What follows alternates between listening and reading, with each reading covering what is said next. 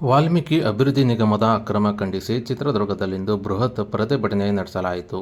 ಇನ್ನು ಶುಕ್ರವಾರ ಮಧ್ಯಾಹ್ನ 12:30ಕ್ಕೆ ಬಿಜೆಪಿ ರಾಜ್ಯಾಧ್ಯಕ್ಷರಾದ ಬಿ.ವೈ. ವಿಜಯೇಂದ್ರ ನೇತೃತ್ವದಲ್ಲಿ ಪ್ರತಿಭಟನೆ ಹಮ್ಮಿಕೊಂಡಿದ್ದು, ನಗರದ ಮದಕರಿ ವೃತ್ತದಲ್ಲಿ ಪ್ರತಿಭಟನಾ ಮೆರವಣಿಗೆಗೆ ಚಾಲನೆ ನೀಡಿದ್ದು, ನೂರಾರು ಬಿಜೆಪಿಯ ಮುಖಂಡರು ಹಾಗೂ ಕಾರ್ಯಕರ್ತರು, ಶಾಸಕರುಗಳು ಭಾಗವಹಿಸಿದ್ದರು. ಇನ್ನು ಮದಕರಿ ಪ್ರತಿಮೆಗೆ ಮಾಲಾರ್ಪಣೆ ಮಾಡಿ ಪ್ರತಿಭಟನಾ ಮೆರವಣಿಗೆಗೆ ಚಾಲನೆ ನೀಡಲಾಯಿತು.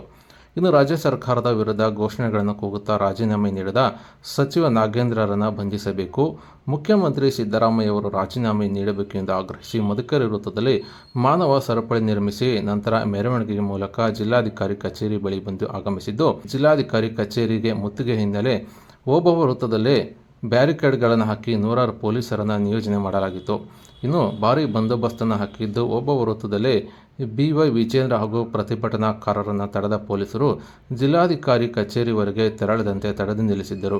ಅಷ್ಟೇ ಅಲ್ಲದೆ ಈ ವೇಳೆ ಪ್ರತಿಭಟನಾಕಾರರು ಹಾಗೂ ಪೊಲೀಸರ ಮಧ್ಯೆ ವಾಗ್ವಾದ ನಡೆದು ಜಿಲ್ಲಾಧಿಕಾರಿ ಕಚೇರಿ ಮುತ್ತಿಗೆ ಹಾಕಲು ಯತ್ನಿಸಿದ ಬಿಜೆಪಿ ರಾಜ್ಯಾಧ್ಯಕ್ಷ ಬಿ.ವೈ. ವಿಜಯೇಂದ್ರ ಮತ್ತು ಕಾರ್ಯಕರ್ತರನ್ನು ವಶಕ್ಕೆ ಪಡೆದ ಪೊಲೀಸರು ತಮ್ಮ ವಾಹನದಲ್ಲಿ ಕರೆದೊಯ್ದಿದ್ದಾರೆ.